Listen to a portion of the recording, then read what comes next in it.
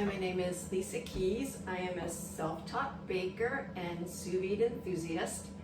And today I am going to show you how I try to infuse more flavor into my baked goods. Now, a lot of people do sous vide flavor infusions to make drinks, which is really nice. But today I am going to try and make some flavor infusions that I will actually incorporate into my pie dough and then use as a glaze over a pear Frangipane tart. What's really interesting to me is I learned from Cooks Illustrated that using vodka in your pie dough is a smart thing to do because it helps prevent gluten formation in your pie dough. You don't want gluten in your pie dough because it makes for a tough crust. So typically you use water in your pie dough. I've always actually used ginger ale because, again, I was just trying to put more flavor into the dough. So when I learned about sous vide infusions, I just thought, well, this is cool. I can use the vodka, which is flavorless, but add a bunch of flavors to it and maybe enhance the flavor of the pie dough. So we're going to try this today and see how it goes. In this jar, I have taken all the peels from these fresh Stark Crimson pears, and the little center of the pear, and put it in this mason jar. To the jar, I'm going to add some crystallized ginger. I just thought using the dried ginger would have more flavor and I would need less. So I'm just gonna pop that into the jar. And again, it's a random amount. Hopefully it's gonna be good. Here's some more pear peelings. And then a friend of mine gave me these dried hibiscus flowers from Trader Joe's. And I understand that hibiscus and ginger is a really nice pairing. So I'm gonna throw 3 of those hibiscus flowers right into the jar. And then I'm gonna top it off with this Tito's vodka. Now, as you know, you don't really need a lot of liquid in a pie dough.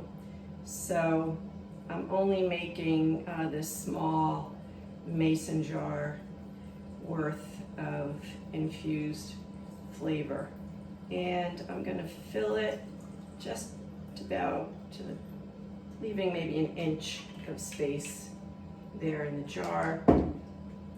And then using this ball 2-piece lid, you just do it slightly tight. Don't over tighten it because you need for that air to come out of the jar. Now, so I'm going to stick this in my water bath, and the water bath is not hot yet. I don't like putting jars in overly hot water. I'm always afraid they're going to burst. It happened to me once, so lesson learned. And then I'm also going to poach my pears in this same water bath and get them ready for the tart. So in goes a split vanilla bean, and then I'm just going to add all these pears. And I'm also going to add a little bit of pear brandy to this. Now, I don't have one of those vacuum sealers that does well with liquid in a bag, so that's why I'm using this gallon Ziploc bag, and I will just use that water displacement method to get as much air out as possible. I'm going to use a little bit of this lemon water in the bag, along with maybe a couple tablespoons of this pear brandy, just to add a little bit of extra flavor to those pears. Grab a spoon, put a little bit of lemon water in there too. Keep the pears kind of nice and juicy. What's interesting I learned about pears is that they are not fully ripe when they're picked from the tree. They're mature, but they're not fully ripe. And the reason for that is if they leave them on the tree, they become sort of grainy as they ripen. So when you go to the grocery store and you're picking out pears, they should be hard. Bring them home, let them sit on your counter for 3 or 4 days, and they will then become juicy and delicious. Here I have the pear halves. I've spread them out into a single layer. And you can see this magnet down here. Now I'm just going to put them in. My husband made me this handy top, which helps keep the heat in, and the water bath heats up much faster.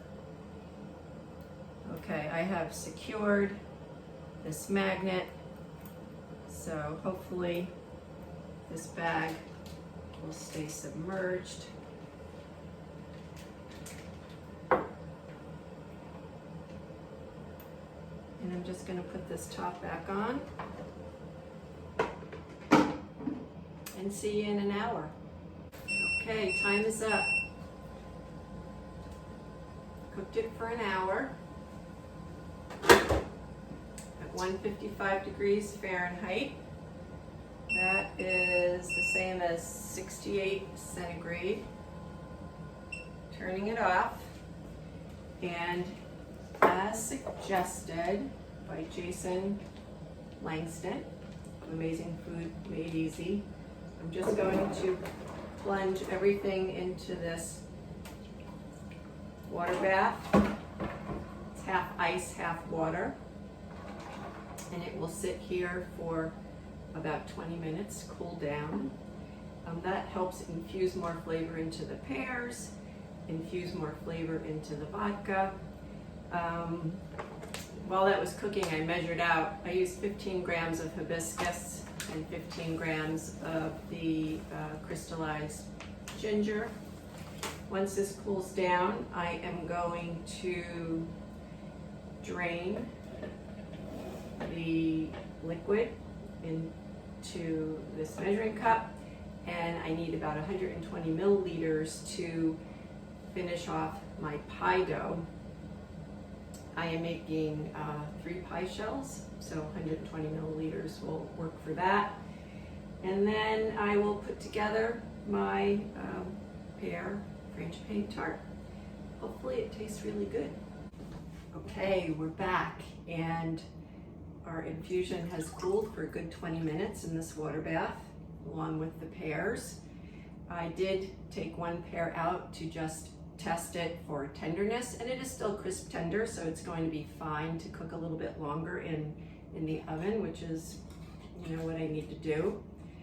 Now remember, this is a pint-sized mason jar. We put all the peel innards of the pear in here, 15 grams of hibiscus, dried hibiscus flowers, and 15 grams of dried crystallized ginger. So it's a really pretty pink color.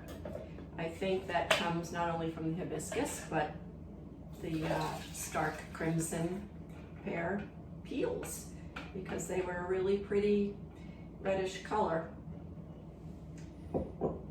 So I'm just straining this basic strainer, nothing fancy. Maybe if you really wanted clarity, you would put it through a more rigorous straining procedure, maybe like a coffee filter or something like that.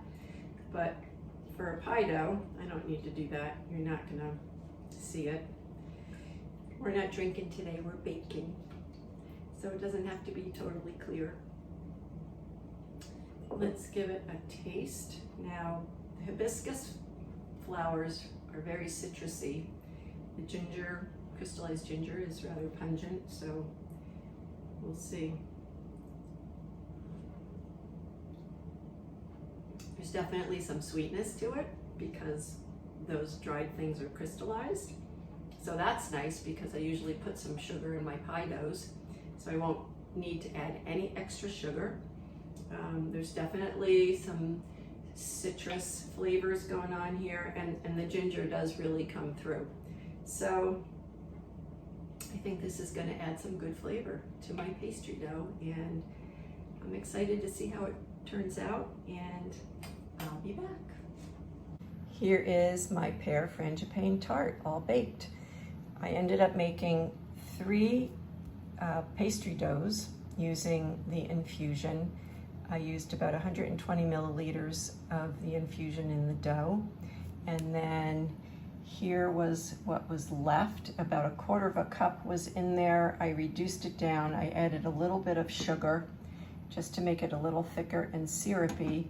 And this is what I'm going to brush over these pears. And you can see what a beautiful color that is. The bonus was this. This was the liquid that the pears were poached in. You see those flecks of vanilla bean seeds. If you were to taste it, it's very lemony and full of pear flavor. And if you ever have made poached pears before, you know that in the conventional way of doing it, you add a lot of sugar. I added no sugar at all to this poaching liquid, and it just concentrated the flavors of the pear. Here's my leftover bits of pear. They are sweet, they are tender, and no extra sugar added, which I think is the real bonus, to just concentrate the flavor of the fruit. And then these infusions, which add not only a beautiful color, but some really great extra flavor to the tart. And so I'm going to use both of these on here. And that's that.